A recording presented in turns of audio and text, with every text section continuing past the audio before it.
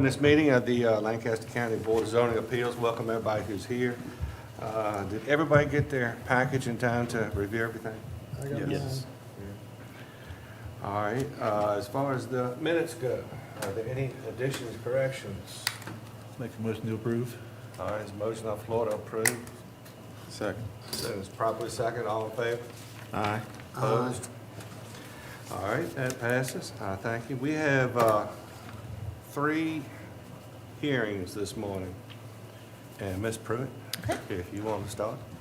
Okay, our first public hearing is for Riva Properties, who is requesting a variance from Part 1 of the zoning ordinance, Article 5-5 of the yard regulations, asking for a variance from the side yard setback distance requirement of 25 feet for main structures. The owner requests a 21-foot setback distance from the northerly sideline. The variance is requested in order to construct a 24 by 32 single-family residence on the property known as tax map number 20D-4-113 on the corner of Cortoman Drive and Senior Creek Place, Lancaster, Virginia 22503 on VSH 1070 in District 1, and that is in Cortoman by the Bay subdivision. The subject parcel was originally created by Division Plat of Cortoman by the Bay, Section 4, recorded in the land records in 1966, which predates the zoning ordinance. The majority of the lots in the subdivision are small, narrow lots. As housing market trends have evolved over the years, it appears that many homes within this subdivision need to utilize 2 or more lots in order to construct a desired house size, with the subject property being 70 feet wide and accounting for the current setback regulations of 25 feet on each sideline. This leaves a building envelope width of 20 feet. The applicant has already selected a modest house plan to construct on the property that is 24 feet wide, which thereby requires a 4-foot encroachment into one of the sidelines, and they've chosen the northerly sideline setback. We did do a query of our records to see what kind of variance requests have been done in the last several years.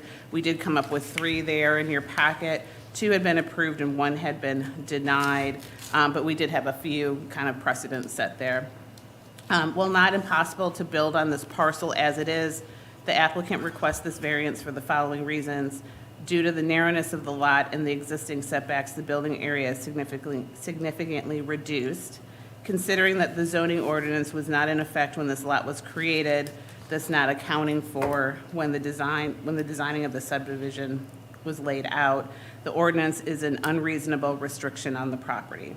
The requested encroachment is minimal, and the applicant does not feel that the encroachment will adversely affect any adjacent neighbors. There are several exhibits that were included with this memo. You have an aerial photograph of the subject area, the subdivision survey, as well as the proposed building floor plan. So for this particular one, I think the board needs to look at the material, of course, and decide whether this is an unreasonable restriction on the property. Thank you. Any questions? Thank you. Any questions, Ms. Pruitt? Any neighbor issues? We have not heard, this issue has been advertised and adjoining property owners notified. We have not received any public comments regarding this application. All right. Any other questions before I open it up? All right, well, open it up for public hearing. If anybody wants to speak, come up front, speak your name. Glenn, we have anybody online? We got a couple of people, but I'm waiting for hands to be raised before I Okay. bring to your attention. All right, well, I do have one hand raised now. all right, Want to hear from them now? please. Hello? Hello, good morning. So instead of a hear me? 25-foot sidewalk, Hold on 1 second, please. excuse me, What? instead of 25, they're looking for 18-foot encroachment? I think that's what it was. Instead of 25 foot, they're looking for 21. So they're looking for a 4-foot encroachment. Did the neighbors say anything about it? We haven't received anything from any neighbors. None of the neighbors? Nothing said? for or against or otherwise. I see. All right, I'm sorry, who's ever on the phone? If you'll state your name, speak up so we can hear you, and go ahead and say what you have to say.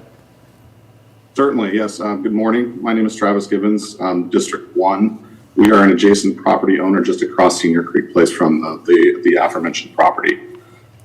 What I wanted to share was the 24 feet that the applicant is requesting should be inclusive of overhang as well, is our understanding. And so thus the building envelope may be seeking a 24-footer, but the actual facade of the building would be less than that.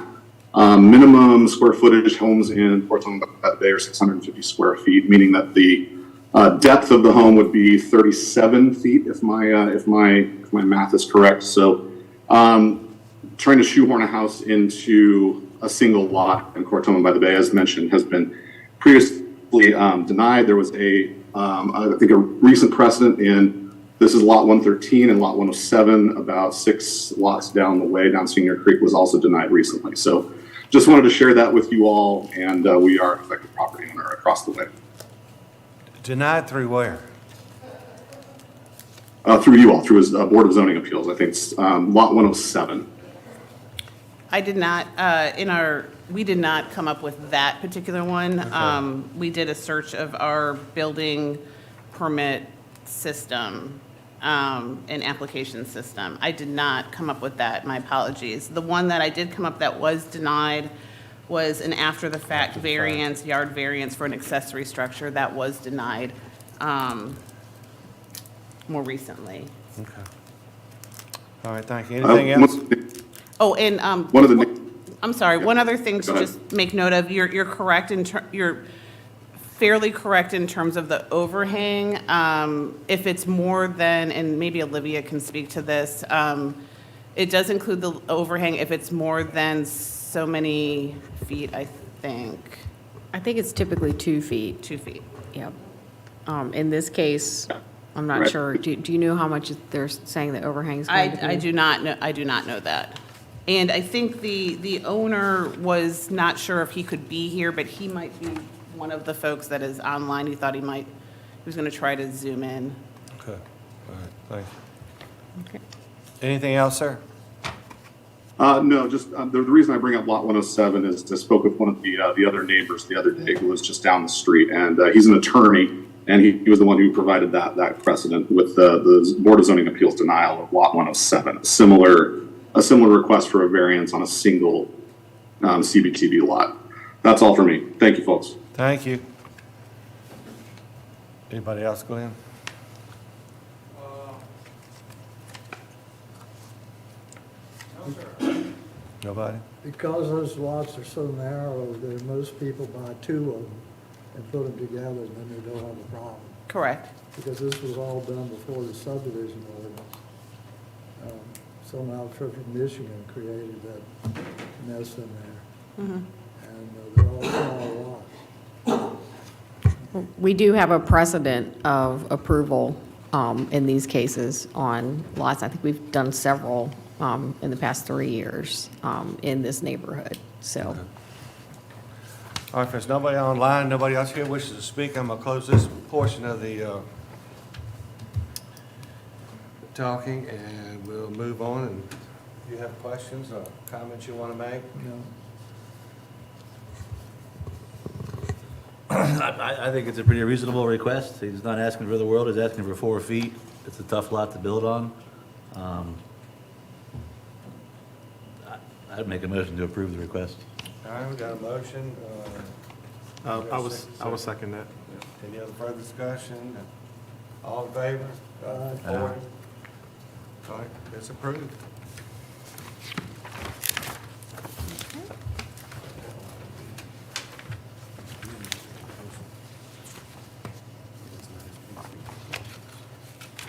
you have to fill that out.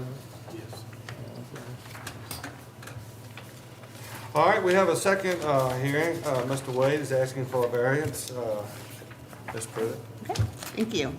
Mr. George Wade is asking for a variance from Part 1 of the zoning ordinance, Article 5-5, yard regulations, from the side yard setback distance of 25 feet for accessory structures exceeding 1 story.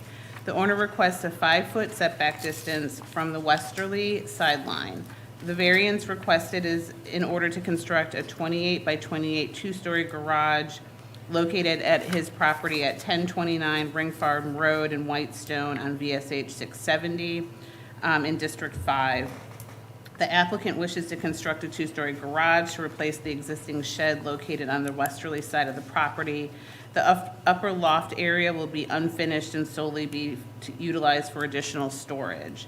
Due to the fact that the proposed garage will be 2 stories, the required accessory side yard setback is 25 feet instead of the usual 5 feet.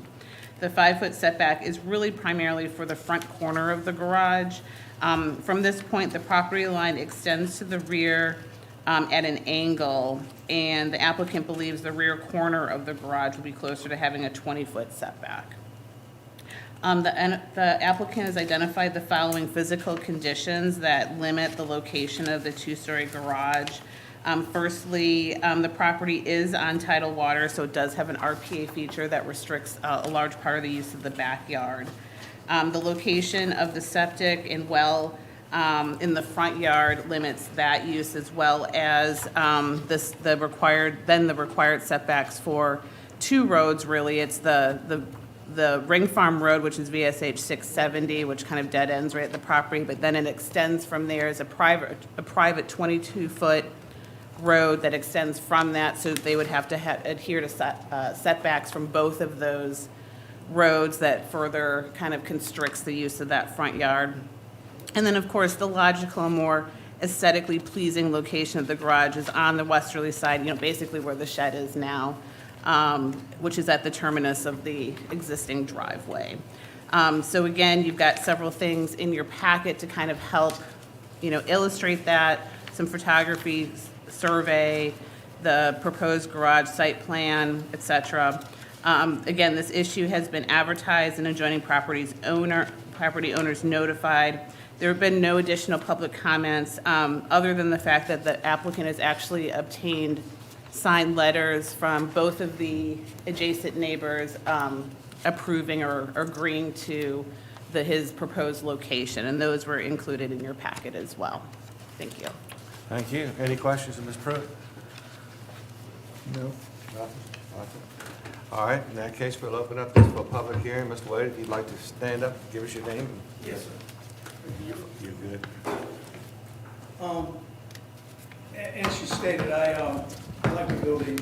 I got an existing shed right there. I have some pictures. I don't know what the pictures are that are, the pictures that are in the folder represent, but if I could approach y'all, I could show y'all a picture if you'd like to see where the garage is going to be actually built. I I think, think we've got those pictures. Do you have that? oh, you got it. Well, that's the left side, right side. This, yes, if you turn to this picture here where the swing, the play area here, that's going to be removed, and this shed's going to be removed right here. And the bottom picture here will depict exactly where the garage is going to go to. There'll be a breezeway between the garage and the existing house, and my neighbor has a shed right there on the corner right there. So that's where it's going to propose to be. And in addition to that, I mean, he's planted these 30-foot cypress trees there, which, kind of blocks the view to the river from his property anyway, so to speak. And that will actually cover the actual shed once they grow. So the encroachment of his view or anything like that, he has no issues with that. I wrote up a letter. I had 2 of them in there. My neighbors on both sides have both, neither one of them have shown any disagreement as far as me building the structure.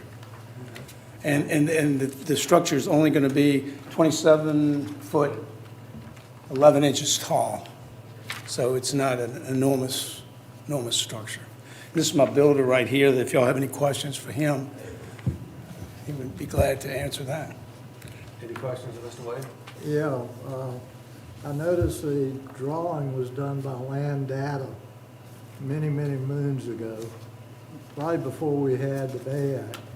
And somebody shows on here the 100-foot setback. Yes, sir. Is that something you added? No, that was in the, I saw that in the diagram for the, that was presented as far as the property lines or whatever, the 100-foot. Bill Thompson didn't do it. He's the one that did your survey.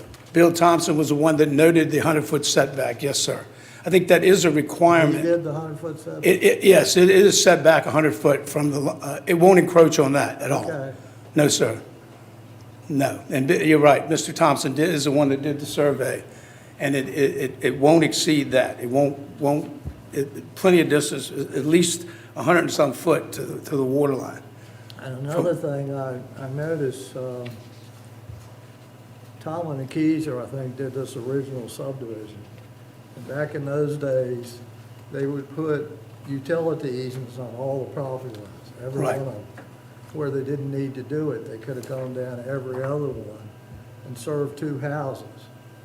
And I just wonder if you checked on the utility easements that were created with the subdivision, and if they still exist. My utilities, as far as my electricity and stuff, come in from the back side of the house underground. I know, but I'm talking about, when they created the subdivision, Uh-huh, they had a note on there that there were easements running down every property line in the subdivision got you. of a certain width, when they didn't need to do that, but they had a tie-in with Northern Neck Electric up in Warsaw, and they liked them creating all these extra easements that they didn't really need.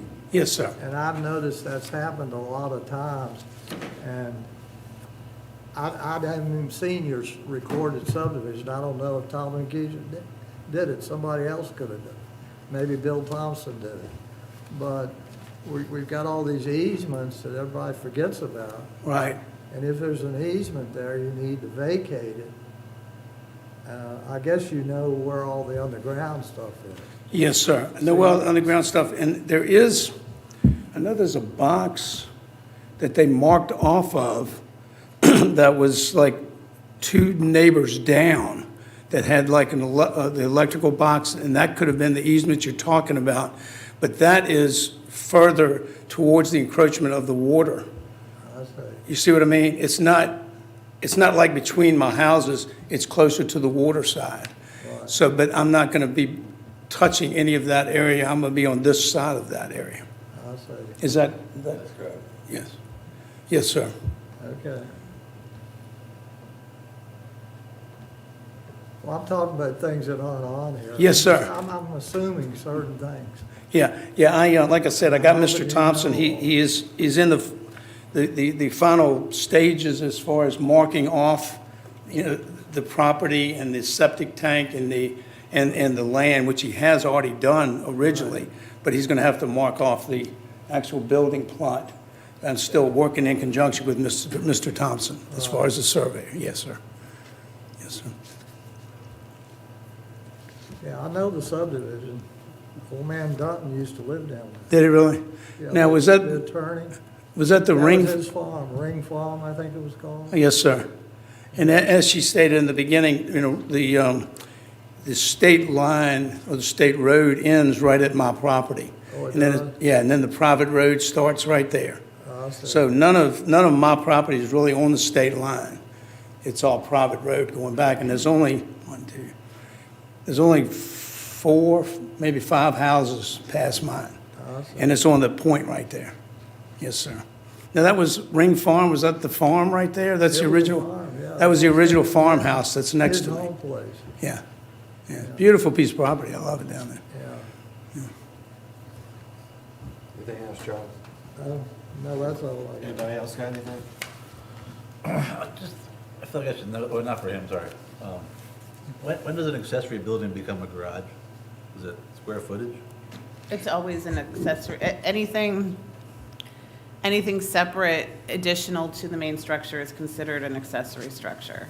And that's not a 5-foot setback, still 25? So an accessory structure that's 1 story can be 5 feet from the sideline, but if it ends up being 2 stories, then it has to meet the main structure setbacks of 25 feet. Got it, okay. So in essence, he's meeting the normal accessory structure setbacks, except for we've got a 2-story structure that then requires it generally to be further out. But as you can kind of see from some of the plats and such, that line kind of angles out. So like the closest part is that front corner that will be 5 feet. It actually gets further from the property line as you go back. So it's not quite as detrimental as it may sound, I guess.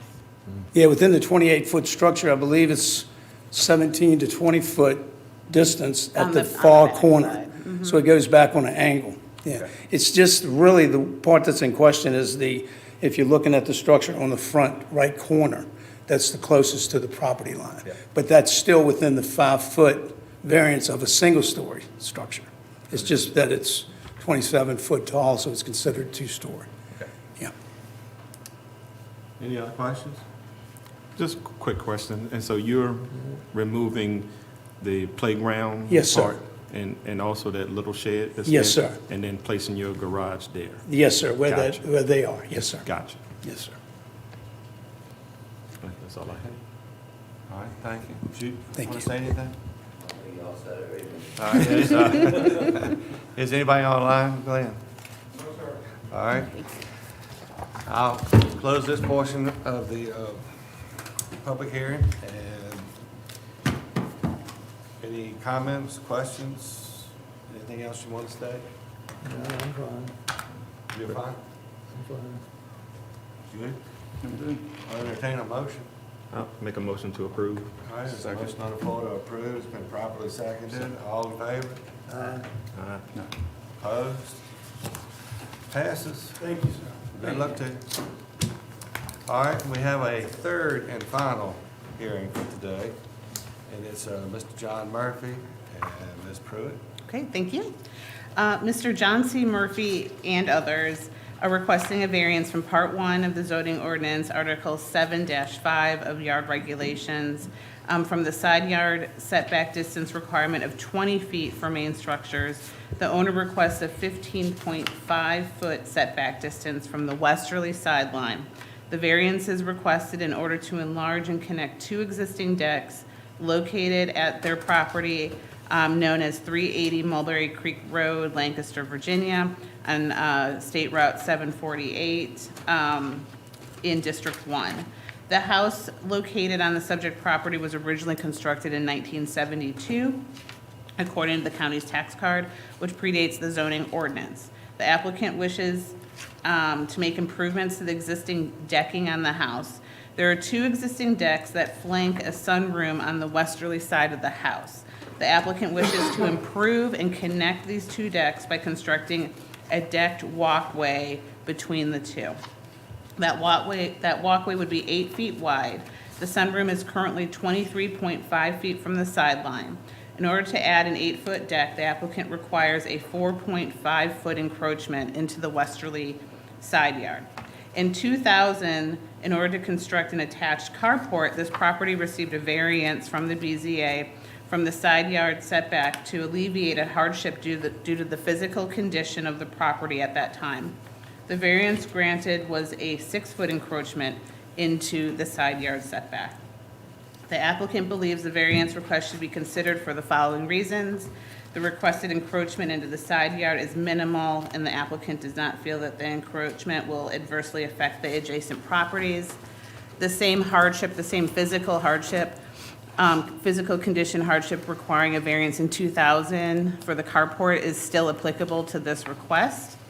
And in preparation for this request, the applicant has obtained written approval from the proposed deck improvements from the adjacent neighbor to the west, the one that's more affected by it, and her name is Margaret Thompson. As part of this memo, you'll see that you've got a few things, which are the aerial photography, the plat of the property, the proposed deck improvements, some site pictures, adjacent property, the letter from the adjacent, or it's actually an email from the adjacent property owner is included in that, as well as an excerpt from the 2000 variance that was granted to the subject property. The issue has been advertised and adjoining property owners notified. To date, there have been no additional public comments other than the email approval we received as part of their package. All right, Thank you. thank you very much. Any questions for Ms. Pruitt? No. No? All right. In that case, I'll open the public hearing. Anybody wants to speak? No, I think, the applicant, Do you want to come up to the, Yeah, if you'll come up here, just, My name's Anthony Suber. I'm one of the owners of the property. okay, I don't really have anything to say, but I'm glad to answer any questions that you have. okay. Does anybody have any questions? I know this is another one, it's an old survey done by Sterling Headley. And he didn't show the RPA line. I'm sorry, what's the RPA The line? RPA is where the flood's gonna come to every 100 years. It's a line that certain rules apply if you're in that area where it floods. Okay, And it looks like this area is subject to that because the house next door is up a little higher than your house. correct. And so that makes me think there could be a problem, but Sterling Hadley did this before they even had an RPA. And so there's no reason for him to show it, because he didn't know about it. Yeah, But it's not on here, and it does pertain to the building requirements as to where you're gonna build, how high you have to build, and all that. okay. Um, So, Mr. Pruitt, I think I can address that.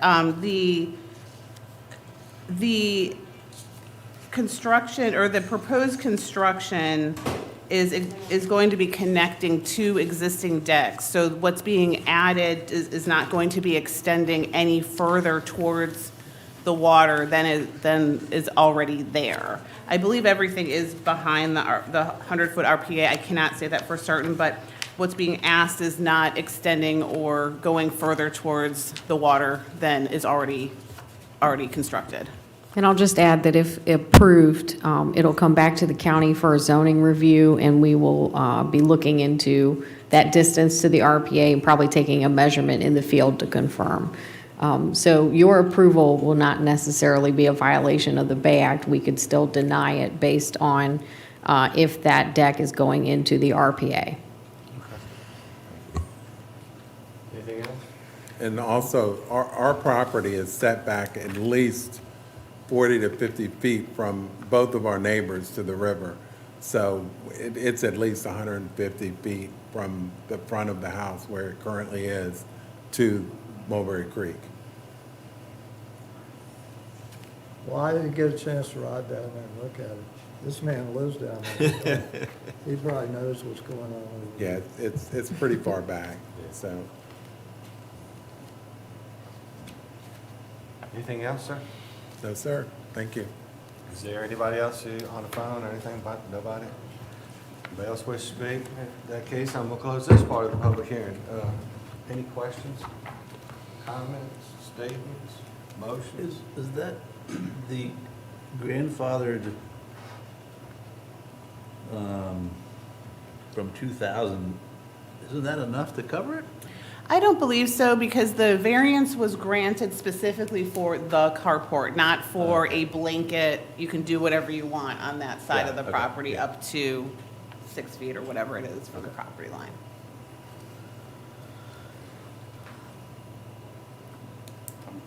I'll make a motion. So if we approve it, we're just approving that it's going to be, it can be built where we show it on here. But that has nothing to do with the elevation. Correct, They've still got to go through this lady here. correct. Okay. I'll make a motion, we approve it. As to location only.